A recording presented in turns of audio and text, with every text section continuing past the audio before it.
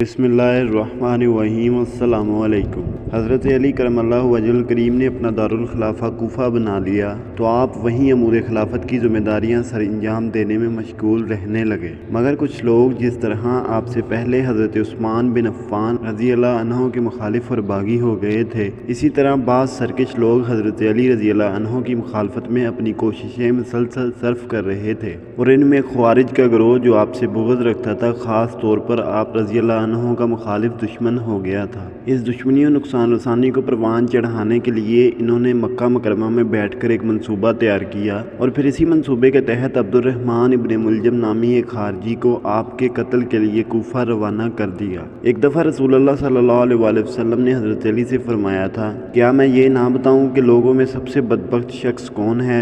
आप रज़ी अल्लाह अन्हु ने अर्ज़ किया, जी हाँ फरमाइए। हजूर सल्लल्लाहु अलैहि वसल्लम ने फरमाया, वो बदबख्त तरीन शख्स दो हैं। एक तो कौम नमूद का वो शख्स जिसने हज़रत सालेह अलैहिस्सलाम की ऊँटनी की टांगें काटी थी, और अली दूसरा वो शख्स होगा जो तुम्हें इस जगह और फिर आपके सर के अगले हिस्से की तरफ इशारा किया पर ज़रब लगाएगा, जिससे ये जगह और आपकी दाढ़ी आप सल्लल्लाहु अलैहि वसल्लम ने अपने हाथ में ले ली तर हो जाएगी। सबसे मजलूम हस्ती अली बिन अबी तालिब, आपकी नस्ल का बच्चा बच्चा शहीद कर दिया गया। हज़रत अली रज़ी अल्लाह अन्हु के साथियों ने बड़ी बेवफाई की।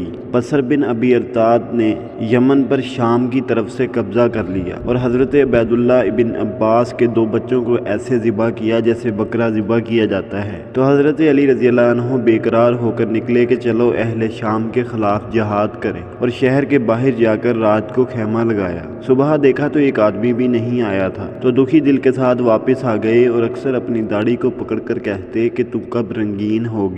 एक दफ़ा इतनी शिद्दत से बीमार हुए और कहने लगे, या रसूलुल्लाह सल्लल्लाहु अलैहि वसल्लम, मुझे लगता है मेरी मौत का वक्त आ गया है। फरमाया, नहीं, तेरी मौत तब आएगी जब तेरे सर के खून से तेरी दाढ़ी रंगीन होगी। चूँकि साथी साथ छोड़ गए थे, खारजियों ने हज़रत अली रज़ी अल्लाह अन्हु के कत्ल की साजिश तैयार की और बाहमी मशवरा किया कि उम्मत को इख्तलाफ से निजात दिलाने के लिए ज़रूरी है कि हज़रत अली रज़ी अल्लाह अन्हु, हज़रत माविया रज़ी अल्लाह अन्हु और हज़रत उमर बिन आस रज़ी अल्लाह अन्हु को कत्ल कर दिया जाए।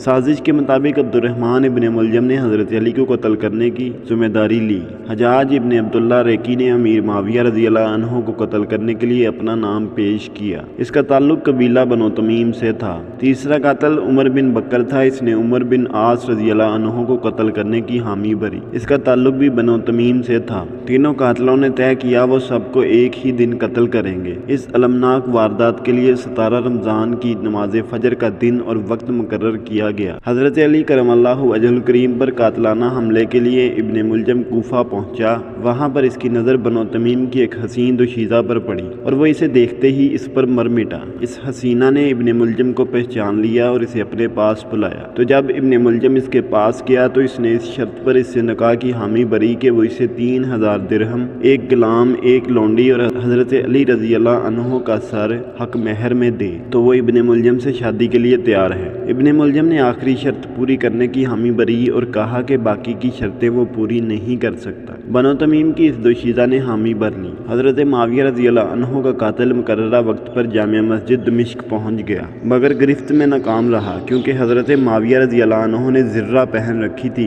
लिहाजा वो कातिलाना हमले में महफूज रहे। कातिल हज्जाज बिन अब्दुल्ला को कत्ल कर दिया गया। हज़रत उमर बिन आस रज़ी अल्लाह अन्हु का कातिल भी वक्त पर पहुंचा, मगर हज़रत उमर बिन आस रज़ी अल्लाह अन्हु बीमारी की वजह से नमाज फजर की अमामत के लिए ना आए और एक अफसर खारजा बिन अबी हबीबा को अपना नाइब मुकर्रर किया। जब इन्होंने नमाज के लिए तकबीर कही तो उमर बिन बकर तमीमी ने आगे बढ़कर आपका सर कलम कर दिया। लोगों ने कातिल को पकड़ लिया और वो इसको हज़रत उमर बिन आस रज़ी अल्लाह अन्हु के पास ले गए। आप रज़ी अल्लाह अन्हु ने हमला आवर को कत्ल करवा दिया। अब्दुर्रहमान इब्ने मुलजम इस दरवाजे के साहिबान के पास छुप कर बैठ गया जहाँ से आप रज़ी अल्लाह अन्हु नमाज फजर के लिए निकला करते थे।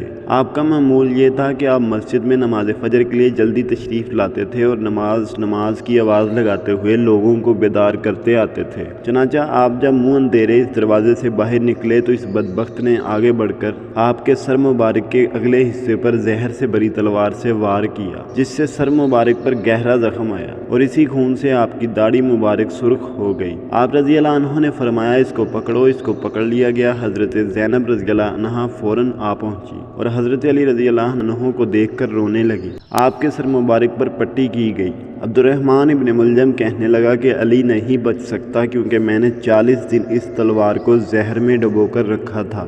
جب اسے پکڑ کر آپ کے سامنے لایا گیا تو آپ نے فرمایا اس وقت اس کی حیثیت ایک قیدی کی ہے، لہٰذا میں تمہیں حکم دیتا ہوں کہ تم اس کا خیال رکھو، اسے عمدہ کھانا کھلاؤ اور اس کے لیے اچھی رہائش کا انتظام کرو۔ اگر میں زندہ رہا تو میری مرضی، چاہے میں اس کو قتل کروں یا معاف کر دوں، اور اگر میں انتقال کر گیا تو میرے قتل کی طرح تم اس کو قتل کر دینا اور اس قتل میں حد سے آگے نہ بڑھنا، یعنی اس کے ناک کان وغیرہ نہ کاٹنا کہ اللہ حد سے بڑھ جانے والوں کو پسند نہیں کرتا۔ آپ رضی اللہ عنہ کو اٹھا کر گھر پہنچا دیا گیا۔ بعض روایات میں 17 رمضان آتا ہے، بعض میں 19 رمضان آتا ہے، لیکن جمعے کے دن پر سب رضامند ہیں۔ حضرت علی رضی اللہ عنہ نے اپنے فرزندوں سیدنا حسن اور حسین رضی اللہ عنہ کو طویل وصیت کی، جس کی آخر میں فرمایا: اے عبد المطلب کے فرزندوں، مسلمانوں کا بے تکلف خون نہ بہانا۔ تم کہو کہ امیر المومنین قتل کر دیے گئے، مگر خبردار سوائے میرے قاتل کے کسی کو قتل نہ کرنا۔ دیکھو اگر میں اس کے وار سے وفات پا جاتا ہوں تو اس پر بھی ایک ہی وار کرنا اور اس کا مسئلہ نہ کرنا، کیونکہ میں نے رسول اللہ صلی اللہ علیہ وسلم سے سنا ہے کہ وہ فرماتے تھے خبردار کسی ذی روح کو مار کر اس کا مسئلہ نہ کیا جائے، خواہ وہ بھونکنے والا کتا ہی کیوں نہ ہو۔